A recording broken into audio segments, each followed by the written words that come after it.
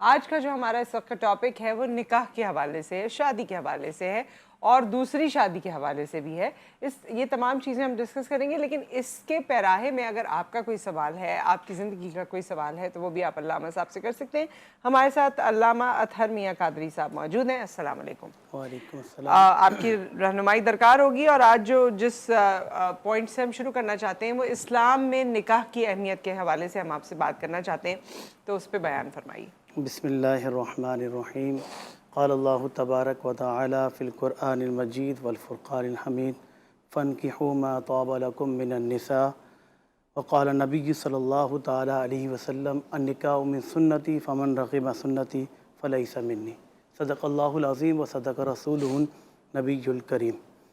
آج جو موضوع منتخب کیا گیا ہے یقیناً بہت اہمیت کا حامل ہے، جی، اور انسانی بقا کا ایک عظیم طریقہ وہ نکاح ہے، اور آدم علیہ السلام سے دو چیزیں چلتی ہوئی آ رہی ہیں جو آج تک قائم اور دائم اور تا قیامت تک ضروری ہیں۔ ایک ہے ایمان اور دوسرا ہے نکاح۔ اور انسان کی فطرت ہے، انسان اپنی ہر فطرت کو پورا کرنا چاہتا ہے۔ جب اسے خواہش ہوتی ہے کھانے کی تو ظاہر سی بات ہے وہ کھانا چاہتا ہے، اسی طرح اور بہت ساری خواہشات کو وہ پورا کرنا چاہتا ہے۔ اللہ تبارک و تعالیٰ نے قرآن مجید فرقان حمید میں ارشاد فرمایا قل ان کنتم تحبون اللہ فاتبعونی یحبکم اللہ، کہ اللہ فرماتا ہے کہ اگر تم یہ چاہتے ہو کہ تمہارا یہ دعویٰ ہے کہ اللہ سے تم محبت کرتے ہو، تو پھر کیا کرنا ہے؟ رسول اللہ صلی اللہ تعالیٰ علیہ وسلم کی غلامی کو اختیار کر لینا ہے، اور رسول اللہ کی اتباع کے مطابق اپنی زندگی کو بسر کرنا ہے۔ جس طرح انسان اپنی خواہشات کو تو پورا کرے گا، ظاہر سی بات ہے ایک جانور بھی اپنی خواہشات کو پورا کرنا چاہتا ہے، انسان بھی اپنی خواہشات کو پورا کرنا چاہتا ہے، لیکن جانور اور انسان میں فرق یہ آ جاتا ہے کہ انسان اپنی زندگی رسول اللہ صلی اللہ تعالیٰ علیہ وسلم کے طریقے کے مطابق گزارے گا۔ کھانا اگر ہے، اسے پینا ہے، سونا ہے، اسے اللہ کی عبادت کرنا ہے، تو اب وہ کس طرح کرے گا؟ وہ رسول اللہ صلی اللہ تعالیٰ علیہ وسلم کے طریقے پہ عمل کرتے ہوئے چلے گا۔ تو ہم اگر تاریخ گواہ ہے اور نبی کریم صلی اللہ علیہ وسلم کی سیرت موجود ہے، احادیث مبارکہ بھی موجود ہے، قرآن کی آیت مبارکہ بھی موجود ہے کہ نبی کریم صلی اللہ تعالیٰ علیہ وسلم نے اپنی زندگی اللہ تبارک و تعالیٰ کے فرمان کے مطابق گزاری، اور ہمیں بھی اسی چیز کا حکم دیا، جیسے کہ قرآن میں اللہ نے فرمایا اطیعوا اللہ و اطیعوا الرسول، اللہ کی بھی اطاعت کی جائے اور اللہ کے رسول کی بھی اطاعت کی جائے۔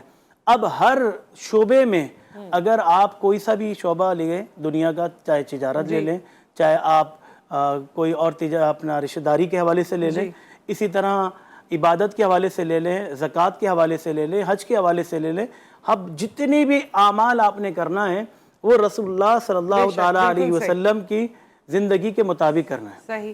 تو جب ہم نکاح کی بات کرتے ہیں اسپیسیفکلی، تمام اعمال کی آپ نے بات کی بالکل، تو نکاح میں کس کس چیز کا خیال رکھنا ہے، یا ہم نبی صلی اللہ علیہ وآلہ وسلم کی حیات مبارکہ کو جب دیکھتے ہیں تو اس کے تحت ہمیں کیا بات ایسی سمجھ آتی ہے جس کا خصوصی خیال رکھنا ہے نکاح میں؟ جی، نبی کریم صلی اللہ تعالیٰ علیہ وسلم کے عمل نے بتایا، اور نبی کریم صلی اللہ علیہ وسلم کی حدیث مبارکہ آپ نے واضح طور پر ارشاد فرمایا اے نوجوانوں، نکاح کی اگر تم استطاعت رکھتے ہو تو استطاعت کرو۔ نکاح کی ترغیب دلائی گئی، اور اگر اس کی وجہ بھی اللہ کے رسول نے بیان فرمائی کہ جب انسان نکاح کرتا ہے تو شرم و حیا کا پیکر بن جاتا ہے، جب انسان نکاح کرتا ہے تو وہ گناہ سے بچ جاتا ہے، اور جب انسان نکاح کرتا ہے تو گناہ سے محفوظ ہو جاتا ہے۔ تو اب نکاح اس لیے ضروری ہے انسان کا کہ اگر وہ اپنی خواہش کو پورا کرنا چاہتا ہے تو ایک اللہ نے نظام بنا دیا ہے، اس نظام کے تحت اگر اپنی خواہش کو پورا کرے گا تو اسے ثواب بھی ملے گا، اور اگر ویسے ہی وہ خواہش کو پورا کرتا ہے تو گناہ گار ہو جائے گا۔ اچھا، نکاح کے حوالے سے کچھ چند چیزیں جو ہمارے معاشرے میں ہیں اس کے بارے میں بھی بات کر لیتے ہیں کہ نکاح کی جب ارینجمنٹ ہوتی ہے تو ہمارے یہاں یہ کلچرل ایسپیکٹ ہے یا یہ ریلیجن میں بھی ہے کہ جی خرچہ جو ہے وہ لڑکی والوں نے اٹھانا ہے؟ جب نکاح ہوگا تو اس در جو کھانا ہوگا، جو ہال ہوگا یا گھر پہ بھی ہوگا، تو جتنے لوگ لڑکے والوں کے آئیں گے اور جس طرح سے ہمارے یہاں معاملات ہوتے ہیں کہ جی ہم اتنے 100 لوگوں کے ساتھ آ رہے ہیں، 70 لوگوں کے ساتھ آ رہے ہیں، اور پھر لڑکی کے ساتھ نکاح ہو رہا ہے تو اس کا خرچہ لڑکی والے اٹھائیں گے اور ولیمہ لڑکے والے، یہ طریقہ ہی وضع کیا گیا ہے کیا اسلام میں؟ دیکھیں، اگر حدیث مبارکہ جب حضرت فاطمہ الزہرا رضی اللہ تعالی عنہا کا نکاح کا معاملہ آیا تو اللہ کے رسول صلی اللہ تعالیٰ علیہ وسلم نے حضرت مولا کائنات علی المرتضیٰ سے پوچھا اے علی تمہارے پاس کیا ہے؟ کیا یا رسول اللہ میرے پاس ایک زرہ ہے. تو کہا اسے بیچ کر آؤ، اور اسی سے حضرت فاطمہ کا مہر ادا کیا گیا. اب یہاں پر جو ہمارے ہاں معاشرہ، اصل میں ہم جس معاشرے کا حصہ بن چکے ہیں وہ معاشرہ بہت ساری خرافات کے ساتھ شامل ہو جاتا ہے. صحیح. اسلام ہمیں نکاح کا درس دیتا ہے، اور نکاح کا طریقہ کیا ہے؟ ایجاب و قبول. صرف یہ دو چیزیں ہیں. اس کے علاوہ تیسرا اعلان ہے. اعلان کیا ہے کہ جب مسجد میں یا کوئی ایسے مقام پر جہاں پر اعلان کیا جا رہا ہے کہ بھئی ان دونوں افراد کا نکاح ہو رہا ہے اور ان کا نکاح کا اعلان کیا جا رہا ہے، ایجاب و قبول ہو گیا ہے، تو یہ ہے نکاح بس. باقی جتنی بھی باتیں ہیں، دوسرا ایک ولیمہ، اور وہ مرد کے اوپر ہے. اور ہمارے ہاں اصل اچھا ایک ایک کر کے بات کرتے ہیں نا. جیسے آپ نے نکاح میں کہا کہ صرف یہ ہے کہ اعلان ہونا اور دونوں کا مان جانا، ایجاب و قبول کرنا. یہ جو اس کے بعد کی باتیں ہیں کہ جی کھانا ہوگا، یوں کپڑے ہوں گے، اتنے لوگ آئیں گے، یوں تحفے دیے جائیں گے، اس سب کی کوئی دین میں اہمیت نہیں. اہمیت کے حوالے سے نہیں. اصل میں کچھ چیزیں ایسی ہوتی ہیں جو خاندانی طور پر چلتی ہوئی آتی ہیں، اگر وہ اسلام کے خلاف نہ ہوں. دیکھیں اگر آپ دعوت کرتے ہیں، کسی کو کھانا کھلاتے ہیں، نہیں میں یہ نہیں کہہ رہی کہ یہ کوئی گناہ کی بات ہے، لیکن میں یہ پوچھنا چاہ رہی ہوں کہ یہ ہمارے مذہب میں تو یہ نہیں کہا گیا کہ لازمی ایسا ہونا چاہیے. نہیں لازمی نہیں ہے. یہ ایک آپ کا اپنا حصہ ہے کہ آپ ملا خوشی کے طور پر اگر آپ کسی کو کھانا کھلانا چاہتے ہیں، صحیح ہے. لیکن یہاں پر دیکھا جائے کہ مہنگائی کے حوالے سے اب انسان کو سوچنا چاہیے کہ ایک اگر شادی کا سلسلہ اگر ہم بھاری اتنا کر لیتے ہیں تو قرضے لے لے کر لوگ اپنی بیٹیوں کو بیاہ کر رہے ہیں، تو اب اس میں نقصان کس کا ہو رہا ہے؟ اس میں والدین کا نقصان ہو رہا ہے. بعد میں بیچارے وہ قرض دار ہو جاتے ہیں. تو ہم صرف ایک جملہ جو ہمارے معاشرے کے اندر بہت زیادہ مشہور ہے کہ لوگ کیا کہیں گے. اصل میں ہمیں خوف لوگوں کا ہے، اللہ کا خوف نہیں ہے. ہمیں خوف لوگوں کا ہے. اچھا یہ لوگوں کے خوف کی وجہ سے آپ نے کہا کہ نکاح ہوگا تو اس کا اعلان ہونا چاہیے. کچھ لوگ نکاح کرتے ہیں اس کا اعلان نہیں کرتے اور چھپا لیتے ہیں. یہ جو چھپ کے نکاح کرنا ہے، کیا یہ صحیح ہے؟ دیکھیں چھپ کر نکاح کرنا اگر گواہ موجود ہیں تو پھر تو جائز ہے، لیکن نکاح تو ہو جائے گا. نکاح ہو جائے گا. ویسے چھپ کے نکاح کرنا کہ جس میں اندر بالکل باقی لوگوں کو نہیں بتانا، جیسے 1 سال تک 1.5 سال تک لوگ نہیں بتاتے کہ نکاح کیا ہوا ہے. اس میں تو ظاہر سی بات ہے جو دوسری شادی کے والے زیادہ اس میں انوالو ہوتے ہیں، لیکن ان کا نکاح شرعی طور پر ہو جاتا ہے. اس کی وجہ یہ ہے کہ 2 مرد گواہ موجود ہونا چاہیے. اگر 2 مرد گواہ موجود ہیں تو نکاح ہو جائے گا. تو نکاح ہو جائے گا. ٹھیک ہے. تو یہ چیزیں جو ہیں چند. اچھا اس میں آپ نے مہر کی بات کی، حق مہر کے حوالے سے بھی خصوصی طور پہ بتا دیجئے کہ حق مہر کی کیا اہمیت ہے، کیوں رکھا گیا ہے. نبی صلی اللہ علیہ وآلہ وسلم نے بھی جب حضرت علی کرم اللہ وجہ سے یہ کہا تھا کہ یہ مہر اس طرح بی بی فاطمہ کے حوالے سے، تو کیا یہ مہر کی کیا حیثیت ہے، کب ادا ہونا چاہیے، کیا اس کی سائنس ہے؟ دیکھیں مہر جو ہے عورت کو ایک جو ہے اس کے سیکورٹی کے طور پر اسے دیا جاتا ہے، اور اس کے طریقہ کار یہ ہوتا ہے کہ وہ عورت کا اپنا مال ہو جاتا ہے. مثال کے طور پر 2 لاکھ یا 4 لاکھ یا جو بھی جتنا بھی مہر طے کیا گیا ہے وہ عورت کا اپنا گفٹ کے طور پر ہوتا ہے. اسے خرچ نہیں کر سکتا اس کا مرد بغیر اس کی اجازت کی. ہاں اگر قرآن میں موجود ہے اگر دونوں مل کر مثال کے طور پر دونوں کی بھی اس بات پر متفق ہو جائیں بات پر کہ یہ جو مہر آپ نے مجھے دیا ہے ہم دونوں مل کر کھانا چاہتے ہیں یا دونوں مل کر استعمال کرنا چاہتے ہیں، اسلام نے اس کو جائز قرار دیا ہے. لیکن یہ اصلاً خالصتاً یہ عورت کا مال ہے، یہ مرد کا اس سے کوئی لینا دینا نہیں ہوگا. مثال کے طور پہ ہمارے ہاں معاشرے کے اندر وہ یہ سمجھتے ہیں کہ مہر دینا ضروری نہیں ہے، اور بعض جگہ لکھا جاتا ہے اندت طلب، یا بعض جگہ یہ جب لکھا مانگا جائے ضرورت ہو، جب معجل اور غیر معجل کے حوالے سے کہ جلدی دینا یا بعد دیر سے دینا. اگر جلدی دے رہا ہے تو وہ عورت کا حق ہے، وہ اس کو دینا چاہیے، اور اگر دیر سے بھی دے رہے ہیں تو تب بھی اس کو دینا لازمی ہے. مرد کو اب اس میرے حق جو ہے وہ دینا لازمی ہے، اس سے وہ ہٹ نہیں سکتا، پیچھے نہیں ہٹ سکتا. ایک کالر ہے، اس پہ اور بھی بہت سی چیزیں ہیں جو میں آپ سے بات کرنا چاہتی ہوں، کیونکہ ماں باپ یہ سمجھتے ہیں کہ سیکیورٹی ہے تو بھائی وہ تو کروڑوں روپے کی ہونی چاہیے اولاد کی سیکیورٹی. تو کچھ لوگ جو ہیں وہ 50,000 میں بھی مان جاتے ہیں، کچھ لوگ کہتے ہیں کہ 1 کروڑ ہوگا، 5 لاکھ ہوں گے، 10 لاکھ ہوں گے. کچھ ایسے پیسے لکھوا دیتے ہیں جو کہ لڑکے کے لیے ظاہر ممکن ہی نہیں ہے کہ وہ پیسے دے. اس پہ ہم ذرا بات کر لیں گے. اور اس کو برا بھی منایا جاتا ہے، اگر لڑکی اس کا تقاضا کر لیں یا گھر والے تقاضا کر لیں تو برا منایا جاتا ہے کہ یہ تو حق مہر مانگ رہے ہیں. تو یہ اس پہ بھی تھوڑا سا آپ وضاحت فرمائیے گا کالر کے بعد. السلام علیکم. السلام علیکم. جی وعلیکم السلام. جی خان محمد خان عباسی بول رہا ہوں بہاولپور سٹی سے. جی فرمائیے. تو میں یہ سوال پوچھنا چاہتا ہوں مولانا صاحب سے کہ دیکھو جی جو آج کل ہمارے قانون میں بھی کہا جی جو شرطیں لکھی ہوئی ہیں تو یہ ختم. تو میں یہ پوچھ رہا ہوں کہ قرآن حدیث کی روشنی میں अगर कोई बंदा अपनी बीवी को कोई शर्त लिख के देता है कि अगर मैंने तेरे साथ ज्यादती की, तुझे छोड़ा और कोई दूसरी शादी की, तो मैं इतना जुर्माना दूंगा, मैं इतना वो करूंगा, तो क्या ये इस्लाम की रोशनी में जायज है कि नाजायज है? मैं तो देखो जी, जहाँ तक मेरा तजर्बा है, औरत एक मासूम जात है, और देखो माँ बहन बेटियां सबकी साझी होती हैं। हमारे हजूर पाक सल्लल्लाहु अलैहि वसल्लम भी जंग जब हुई थी तो औरतें, कमांडो औरतें थी जिनको हमारे मुसलमान गिरफ्तार करके ले आए, तो हमारे हजूर पाक सल्लल्लाहु अलैहि वसल्लम ने फरमाया कि इनके सर पे कपड़ा डालो, तो उन्होंने कहा नहीं जी, इन्होंने तो कितने मुसलमानों को कत्ल किया है, वो किया। तो हजूर पाक ने फरमाया कि जो कुछ भी किया इन्होंने, लेकिन ये हैं तो बेटियां ना। ठीक है, आप ये कह रहे हैं कि अगर कोई मर्द ये लिख के देता है कि जी मैंने तुम्हारे साथ कोई ज्यादती की, दूसरी शादी की तुम्हारी मर्जी के बगैर, या इस तरह की कोई भी चीज़, तो मैं तुम्हें एक मुआवजा दूंगा, इसकी आप दीन में अहमियत इस पर्चे की जानना चाहते हैं? इसमें क्या हमारा दीन, हमारा कुरान पाक ये ठीक कहता है, कि ठीक है उस खान मोहम्मद साहब, एक ब्रेक आ गया, ब्रेक के बाद हम वापस आएंगे और इस आपके सवाल का जवाब अल्लामा साहब से दरियाफ्त करेंगे। आप हमारे साथ रहिए।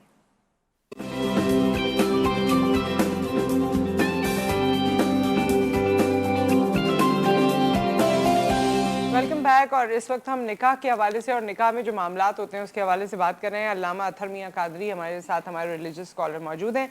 अकीदत नाज से हम नात सुनेंगे कुछ देर बाद। अल्लामा साहब, आपसे सवाल किया गया था और मैं भी कुछ सवालात पूछ रही थी, लेकिन जो कॉलर का सवाल था उसका जवाब पहले दे दीजिए। और वो ये कह रहे थे कि अगर कोई ऐसा लेटर बना दिया जाए और ऐसा लिख कर बेगम को दे दिया जाए कि ना दूसरी शादी करेंगे, ना तुम्हारे साथ ज्यादती होगी, ये वो जो भी कुछ है, उसकी क्या कोई रिलीजन में हैसियत है ऐसे लेटर की? देखिए, हमें समझ लेना चाहिए कि निकाह जो है वो रज़ामंदी का नाम है, बाहिमी रज़ामंदी का नाम है, और अगर शराइत कुरान और हदीस के मुताबिक है फिर तो जायज़ है, लेकिन ऐसी शर्त रखना कि जो नाजायज़ शर्त हैं, जो कुरान और हदीस के ख़िलाफ़ हैं, तो ऐसी शर्त रखना मना है। और शर्त रख सकते हैं, जाहिर सी बात है, एक सिलसिला है, अगर वो सिक्योरिटी चाहते हैं इस हवाले से तो उसमें शराइत में कोई कबाहत नहीं। लेकिन उसकी कोई ऐसी उस पेपर को मतलब शराइत या पेपर तो वहाँ होता है ना जहाँ खदशात हों, या जहाँ आपको एक दूसरे पर यकीन ना हो, या आगे के मामलात पे भी आपको लगे कि ऐसे हो सकता है। असल में देखें, हमारे जब निकाह नामा आप पढ़ें, पाकिस्तान का जो निकाह नामा है और ऑर्डिनेंस के मुताबिक जो बनाया गया है, उसमें शराइत का एक कॉलम मौजूद है। ठीक है, सही है। अब अगर कोई उसे फिल करना चाहता है तो वो सकता कर है। ले। अच्छा जी ठीक है। अच्छा, मैंने जो आपसे सवाल किया था अल्लामा साहब के, काफ़ी ऐसी इम्पॉसिबल रकम भी लोग लिख देते हैं, 50 लाख, 20 लाख, 15 लाख, जो लड़का उस वक्त पे नहीं कर सकता, या करोड़ों में भी लोग मैंने सुना है लिख देते हैं। सो हक महर की रकम कितनी होनी चाहिए, इसके बारे में क्या सोच होनी चाहिए? देखिए, कम अज़ कम के तो हवाले से उलमा ने लिखा है, लेकिन ज़्यादा से ज़्यादा के हवाले से जो है उलमा ने कोई मखसूस नहीं किया है कि भाई इतना ज़रूर होना चाहिए, लेकिन इससे बढ़कर जितना दे जाए। अब असल में हमें देखना चाहिए कि हम कहाँ शादी कर रहे हैं। असल में होता ये है कि हम उसमें जो सामने वाले को उसका स्टेटस मालूम नहीं होता, और हम फिर उसके मुताबिक शराइत रख देते हैं जिसे पूरा करना नामुमकिन है।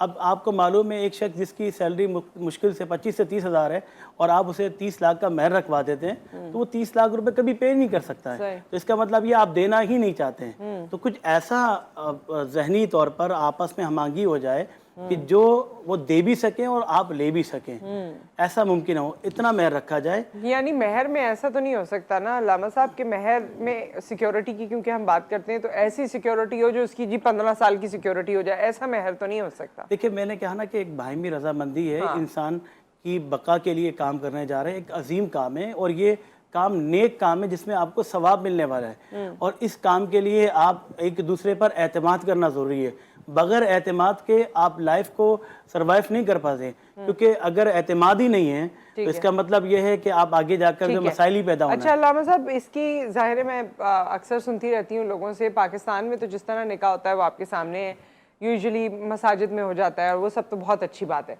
लेकिन जो हॉल में जब निकाह होता है तो सब अपनी अपनी बातों में लगे होते हैं, लोग इधर उधर बच्चे भाग रहे होते हैं, कहीं म्यूज़िक भी लगा हुआ होता है, उस सब में निकाह होता है। जबकि हमारे कुछ दोस्त रिश्तेदार जो बाहर के मुल्कों में हैं वो कहते हैं कि हम तो निकाह के वक्त हमें ये होता है कि बहुत सी बरकतें नाजिल हो रही होती हैं, तो हम बहुत गौर से सुनते हैं, ना कोई शोर करता है ना कोई और बात, और दुआएं कर रहे होते हैं। تو طریقہ یا تمیز کیا ہے جب نکاح ہو رہا ہو؟ دیکھیں جب نکاح ہو اس دوران خطبہ نکاح، دیکھیں خطبہ ایک جمعہ کا ہوتا ہے، جی عیدین کا ہوتا ہے، اسی طرح خطبہ نکاح یہ تینوں خطبے سننا واجب ہیں۔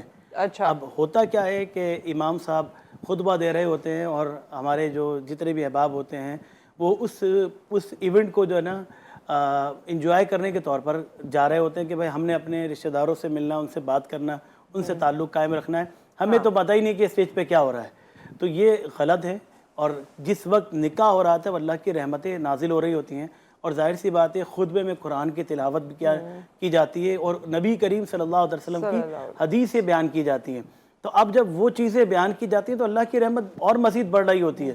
تو ہم اس طرح جو عمل کرتے ہیں ہمارے یہاں عام طور پر کہ گانے باجے بھی بج رہے ہوتے ہیں، اور جس سے اب ایک آپ خود سوچیں کہ آپ ایک جائز کام کرنے کے لیے جا رہے ہیں اور ناجائز کام اپنے ساتھ لگا کے بیٹھے ہوئے ہیں۔ ہاں، تو یہ اس کا خیال رکھنا چاہیے۔ ایک کالر ہمارے ساتھ ہیں۔ السلام علیکم۔ السلام علیکم۔ وعلیکم السلام۔ جی کون ہے ہمارے ساتھ؟ ہیلو، جی کون ہے ہمارے ساتھ؟ میں مسز ندیم بات کر رہی ہوں۔ جی وہ نا ایک تو ہمارے گھر کا کچھ مسئلہ چل رہا ہے، کاروبار کی وجہ سے ہمیں ٹینشن بہت ہو رہی ہے، اور دوسرا نا میرے میاں کی طبیعت بہت زیادہ خراب رہتی ہے۔ آپ ذرا نا اس بارے میں کچھ دیکھ کے ہمیں بتائیں، کیونکہ 3-4 مہینے سے نا ہمارا بہت زیادہ گھر کے حالات خراب ہو چکے ہیں۔ تو آپ کی مہربانی، آپ ذرا یہ پتہ کر کے تو ہمیں بتا دیں۔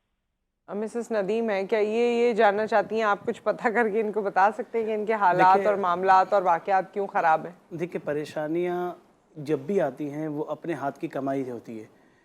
ہم آج کل جو اپنے گھر کا ماحول دیکھ رہے ہیں ان ماحول کا معاملہ یہ ہے کہ فجر کی نماز، پھر اس کے علاوہ اور نمازیں، اللہ کے رسول صلی اللہ علیہ وسلم نے ارشاد فرمایا وہ گھر ویران ہے۔ تو صحابہ نے پوچھا کون سا گھر ویران ہے؟ کہا وہ گھر ویران ہے جہاں قرآن کی تلاوت نہیں ہوتی ہے۔ بظاہر تو لوگ وہاں موجود ہوتے ہیں، رہتے بھی ہیں، بچے بھی موجود ہوتے ہیں، لیکن وہ گھر ویران ہیں جہاں قرآن کی تلاوت نہیں ہوتی ہے۔ تو ہمیں اس چیز کے اندر جو ہے سب سے پہلے قرآن کو طرف رجوع کرنا چاہیے، نماز کی طرف رجوع کرنا چاہیے، اور اللہ کی بارگاہ میں دعا کرنا چاہیے، کیونکہ دعا کبھی رد نہیں ہوتی ہے، اور دعا جو ہے اس کا ثواب ابھی دنیا میں نہیں ملے گا تو آخرت میں ضرور ملتا ہے اس کا اجر۔ بالکل۔ اور ایک اور کالر ہے کیا یا بریک ہے؟ اوکے، سو یہاں پر ایک بریک آ گیا، بریک کے بعد ہم مزید بات کریں گے، اور اب ہم دوسری شادی پہ بات کر لیں جو ہم کرنا چاہتے تھے کہ جی کیا اس کے لیے کیا اجازت لینی ضروری ہے، کیا کرنا ضروری ہے، اور دوسری شادی کے لیے دین میں کیا کہا گیا ہے، کون سے ایسے معاملات ہیں جس کے بعد آپ کو دوسری شادی کرنی چاہیے، یا ویسے ہی آپ کا دل چاہے تو آپ کر سکتے ہیں۔ ان تمام چیزوں کو کلیریفائی کریں گے آفٹر دا بریک۔